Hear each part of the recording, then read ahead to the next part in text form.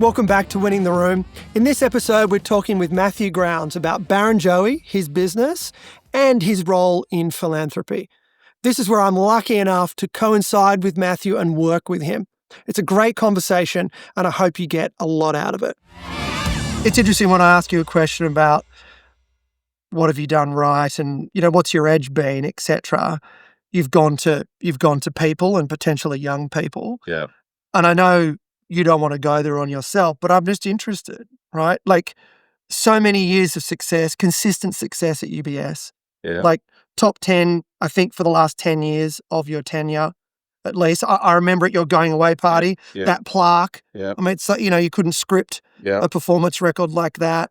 Then Barrenjoey, we're going to talk about that success soon, but what have you got right? What is the edge, do you think? If you could look, looking back, what have you done right? What's the edge? I was very lucky early on to be stretched. So when I was young, I was thrown in the deep end, which I think was great. And then I've just been blessed with having good people around me and trying to hire and keep motivated good people and keep them motivated, I guess, and have fun. But, the success of UBS during that period was a function of just an incredibly powerful team. And powerful is probably the wrong word, but a talented team that sort of enjoyed working together, and we had a great culture. But the success was really just around just keeping all of those people together and motivated. The challenging part. And that's easy to say, hard to do. Yeah, because keeping good people. Yeah, that's hard. And how do you do when that? I would say that we did a really good job of that up to a point, and maybe there was sort of near the end, I guess, this issue where you're talking end of UBS. Yeah, there was probably a bunch of personalities that were, obviously strong personalities, probably a bit of conflict in those personalities. People had their own career aspirations, which I guess is fair enough. They wanted to go and, do their thing. But that changed the whole sort of culture, unfortunately, particularly in the banking area. And that's, one of the reasons why I thought, to be honest, I got to let others come through and them try to sort of work out, if that's what they want to do, create space, because I've been doing that for 10 years, that job. So I figured that was the time to move on. So, but it is challenging. And so Guy and I were adamant about having people, because when you make enough mistakes, you get to sort of our age or my age, you sort of say, I don't really want to make any of those mistakes again. Okay. So we're only going to hire people that we've worked with or we know, and they're strong and capable at their job. But as I said before, they care about their people. They like what they do, but they like working in a team and it's shared success. And so I think we've, if someone was to say, what's been the number one driver of success of Barrenjoey, I'm 100%, it's on not just the people, but the culture that has been developed as a result of that partnership approach. But over that period, as the firm grew and more people joined, everybody felt as though they were putting their brick into the firm in terms of their building it, and that was celebrated every week. Yeah, that's beautiful. Yeah. 400 people now? 450. And wow. Brian and Guy and so Duncan, quickly. Yeah. Brian and Guy, let's be clear, I didn't turn up until there was 150 people there, right? So seriously, I did not. And I walked in and it must have been like, wow. It was very cool. Emotional. It was very emotional. Cool. Yeah. Yeah, very, very. Why was it emotional? Because I know the pain that, Dunk and Brian and Chris and Guy had gone through to, and obviously there was, some negative press around it all and so forth. They had to sort of wear all of that. And everybody wanting it to fail, I guess, because, I don't understand that culture. We're Australian. Yeah. But, basically. If it was in the US, Mm. and we had Gordon Gekko running it, then everyone would have cheered it. But, that's just, it is what it is. I, don't quite understand that. But I'd work with so many founders that, and just enjoy the fact that they've made that business a success and they've driven it and so forth. So I guess that being on the other side of that, you can understand now, the excitement and joy that comes from building something. The whole build of Barrenjoey had, it looks as though it's just gone perfectly, but the reality is behind the scenes, it's taken, a lot of effort to make sure that has sort of ended up the way it has. So what was that conversation with Guy like after just witnessing it? Guy, so I walked in down and so I saw where our office was, and it was this little sort of office down the end. I think you've seen it. Yeah. And he had a pair of old wooden skis there, and we were sharing this office, which was actually smaller than this area here. And there's some skis, and he said, "Mate, I know we've been over our skis before." He goes, "But we've really, really taken it to the extreme here." And we hugged each other and just I had a bit of a tear actually, because it was just like, oh my God, this is happening. And so incredible what they did. Mate, let's go to philanthropy. Yep. So, Guy and yourself, obviously been doing stuff in philanthropy for a while. Yep. But take a proper swing at it with hearts and minds. Yep. What was the motivation at the beginning? Something David Gonski had said to me and says a lot, which is, there's something to be said to be really broad. And I'd never really thought about that, because when you're working, particularly in an intense job where you're sort of busy the whole time, you don't really think about broadening your life or your perspective. And it's funny because I always tell myself and advise others, go niche, specialize, be the best at something. Yeah, and that's true. Yeah. But actually, there's so much to learn when you're in another, you're in another world. Okay. So, and that's been learned and I can't say that it was my decision. I had a situation where, 12 years ago, Stephen Lowy rang, basically says, Matthew, I've got a really good idea. And he goes, I think you should become chair of the Chang.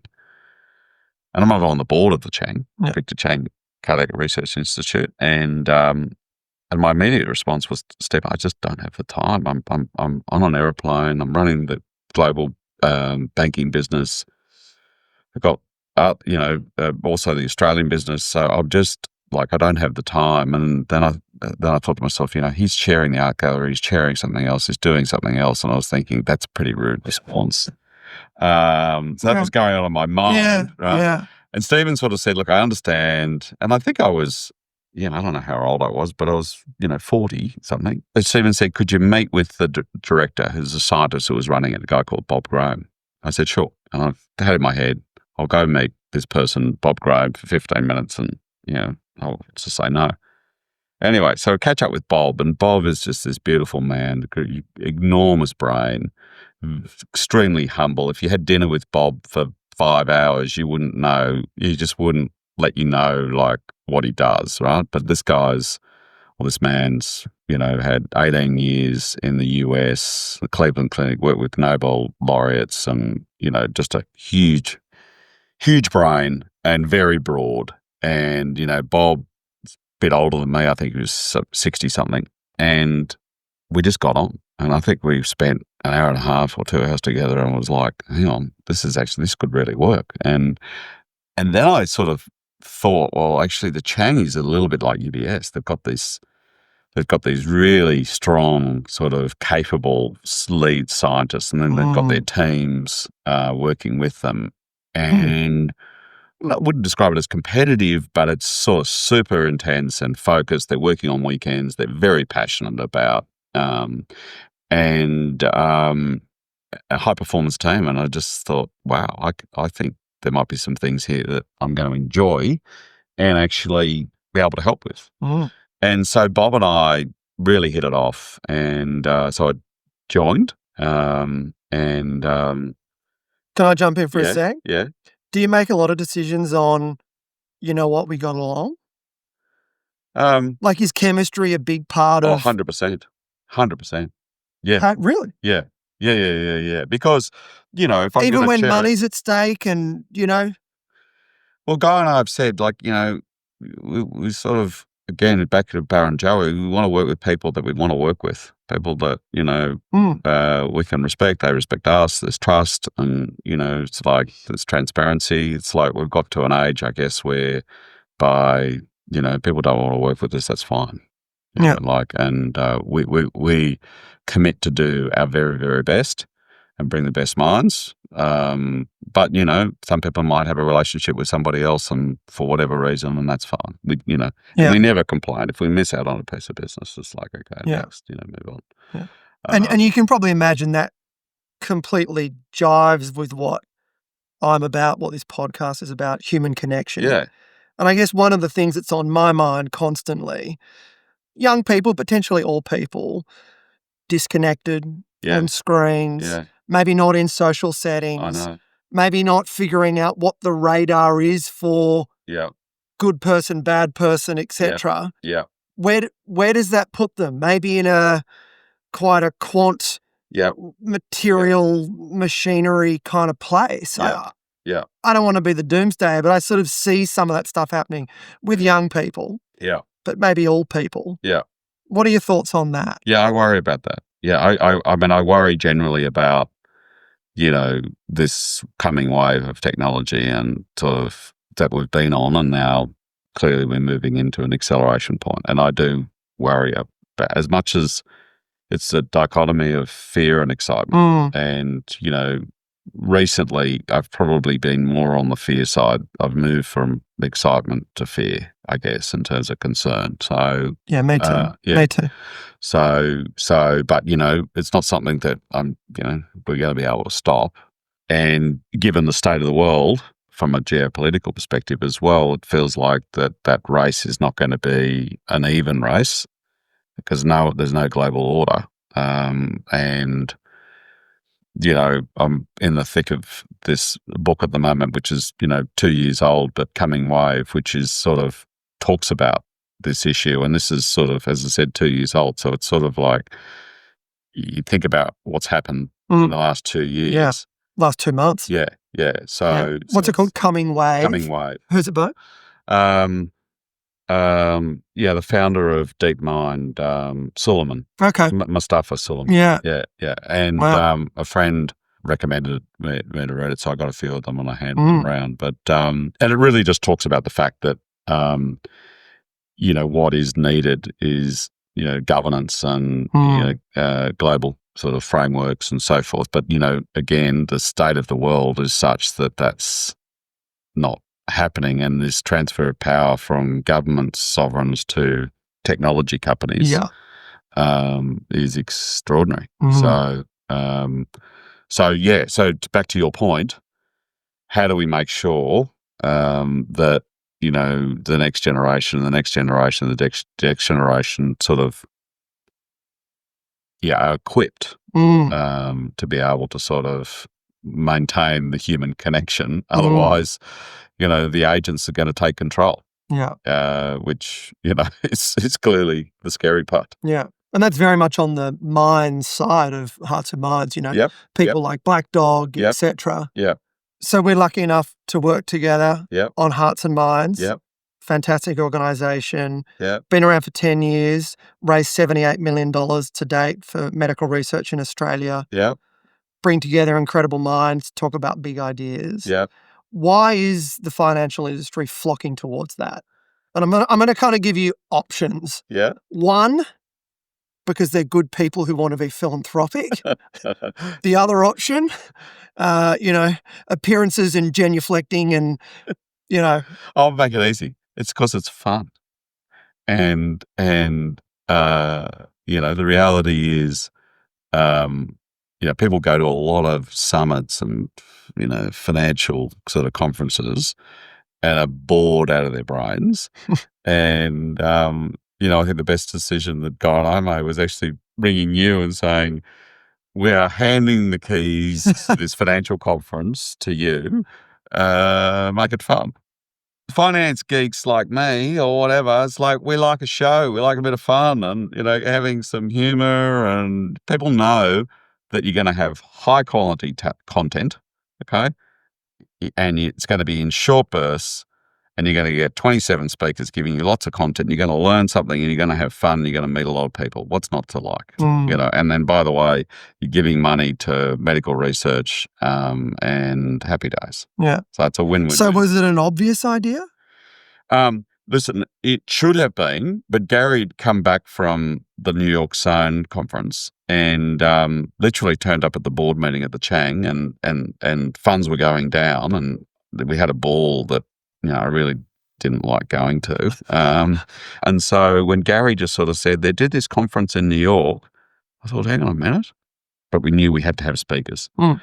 So I said to Gary, I said, let's go down and see David Paradise, because David, he's always says yes to things. David's a good guy, he leans in. So we go down and see him, and David, we're talking about the conference, and David's got a shorter attention span like me, and he goes, what, how much do you want, right?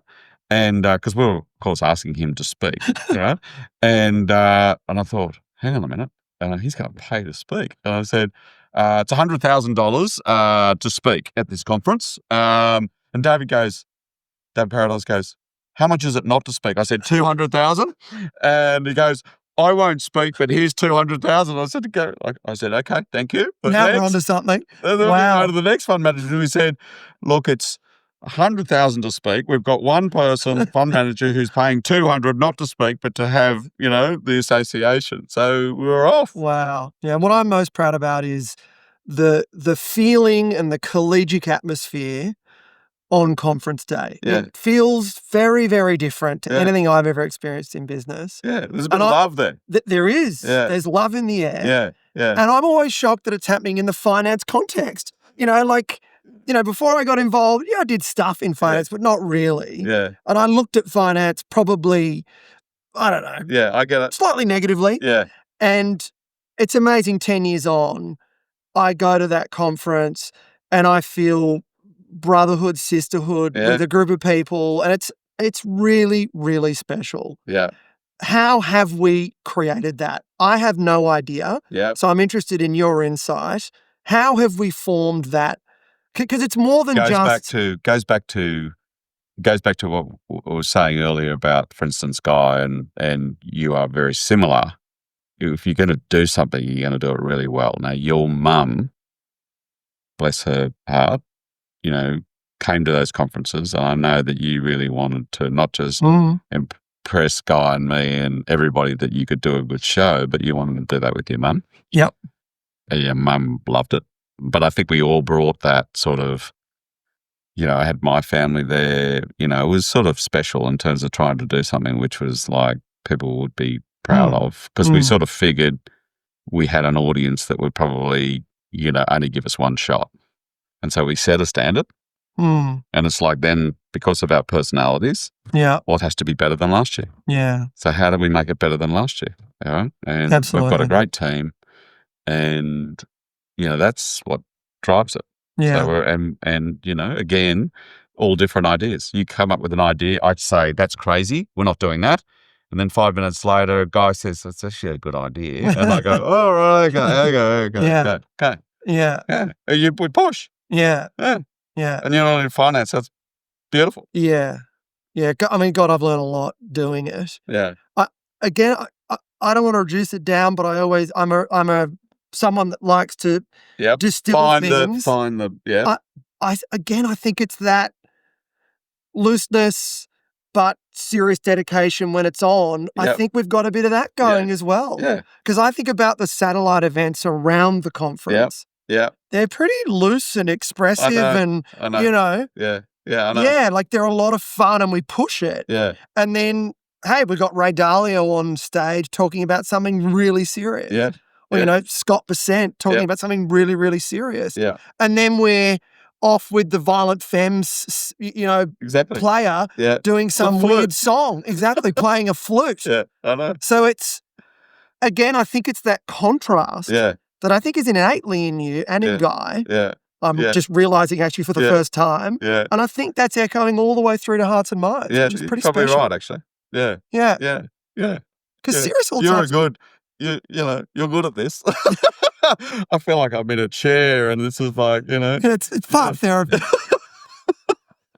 But you know, Well, but by the way, all serious is boring, right? All Yeah. serious is boring, even for the full-blown nerd, and all ridiculous is kind of what culture is, it seems, at the moment, and that's just frivolous and who cares, and So here's a stop question for wasting you. oxygen. It's the balance. Yeah. Anyone who's listening to this is going to want to understand what are a few things they could do to set their career on a journey. Anything like yours would be amazing.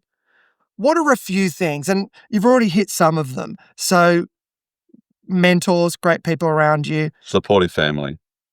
Okay, talk to me about that. Well, I've been lucky to have a stable family environment. Firstly, my mum and father were, very normal people and loving people. And I've got 4 older brothers and, we all get along and so forth. So I feel very fortunate about that because I get it. Not everybody has that. And, I feel very lucky that I've had that. With Kim and my kids, I feel very lucky as well because Kim's been very supportive, as have my kids. And I think none of my family take me like seriously at all. Okay. And which is great. Absolutely. Okay? And very grounding, very, very grounding. I have a similar relationship with my wife and kids. Yeah. Right. So I think that's really important. Yeah. Um, On my way out this morning, my kids were saying to me, I was like, guys, get out of the way. I'm in a rush. They're like, oh, what, are you going to a swearing contest? Are you late for a swearing contest? Just like, my kids take pot shots and they've been led by Mads, who definitely. Yeah. That's healthy. Absolutely. It's healthy, I love it. Right? I love it. Healthy. That part's clearly important. And again, luck plays a role in this. Okay. So,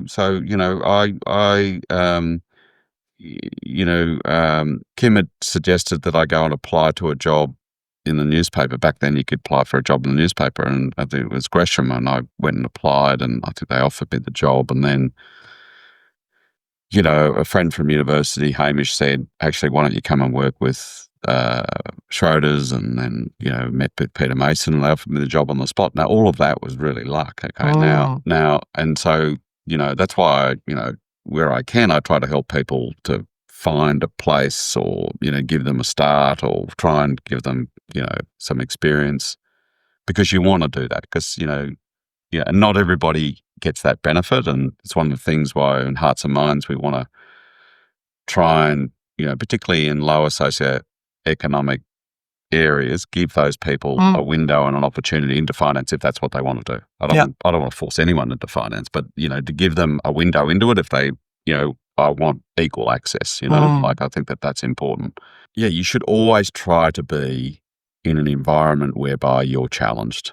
And so you're being stretched. So if you want to have an accelerated career, you have to make sure that every sort of check-in moment, whether it's every sort of 6 months or 3 months, you feel as though you're being challenged. And you've got to then try and force that to happen, whether that's by asking for more responsibility or, I don't necessarily like the switching of the job, right? Because I think there's something to be said for loyalty.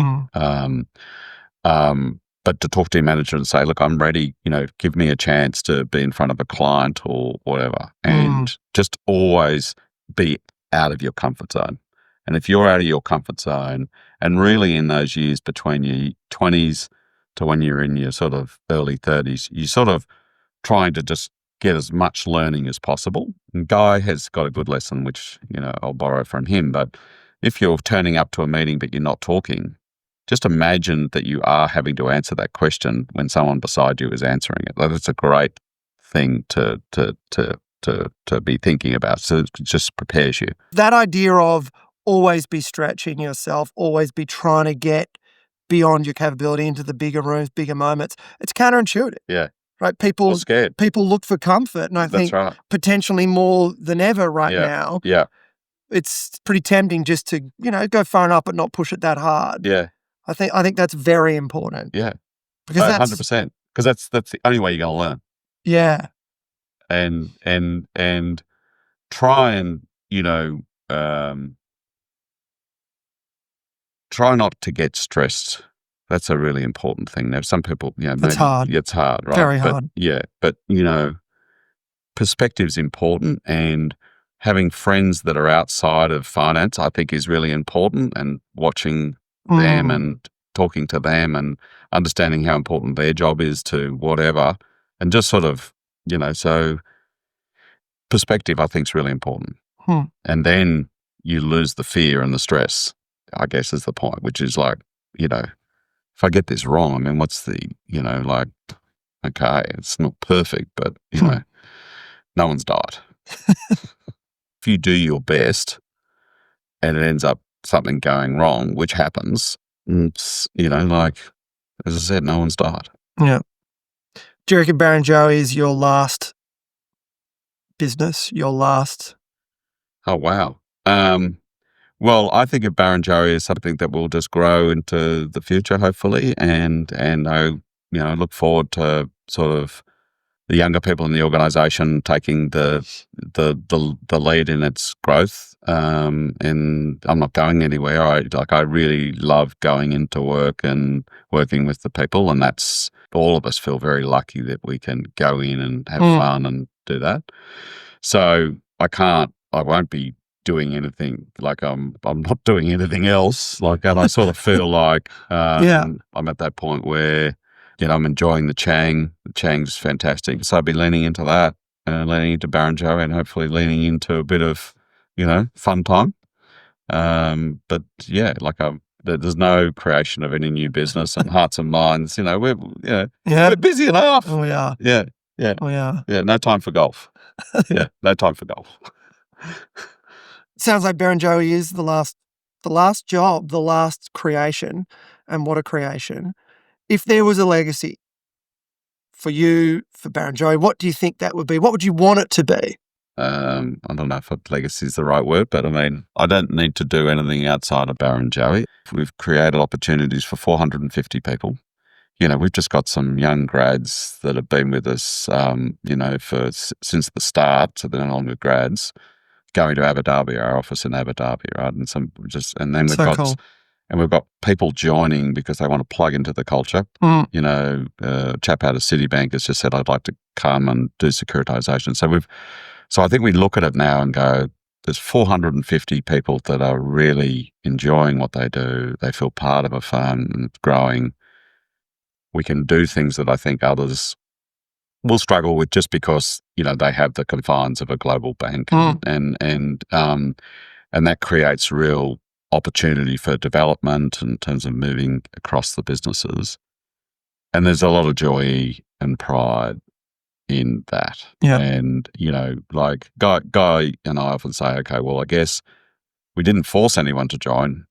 People made a selection to join. And I think that's the beautiful thing, whereby it was self-selection. It's a bit like sort of hiring people out of Perth and Queensland. It was like the people that decided to come were people that knew what the framework was. It was a culture that we were building where we would say that we're going to have people who are like-minded, like you. We're going to stick to that. And actually, you have confidence in yourself.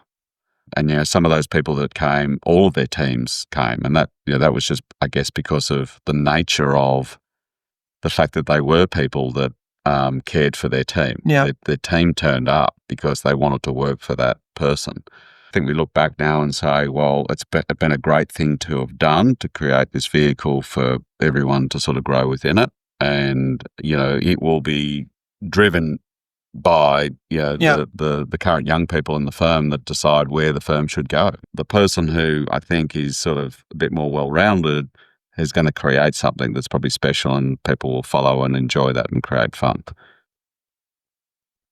Interesting. And maybe Barrenjoey is a demonstration of that. Hopefully. At scale. Hopefully. Hopefully. So, and as I said, I think we have, a really, really sort of special environment there. And our job is to make sure that that continues. Yeah. Yeah. It does feel different. Yeah. Like I walk those halls from time to time. Yeah. Feels very different. Yeah. Yeah. 100%. And special. Yep. 100%. Thanks, Matt. See ya. Thanks for listening to this episode.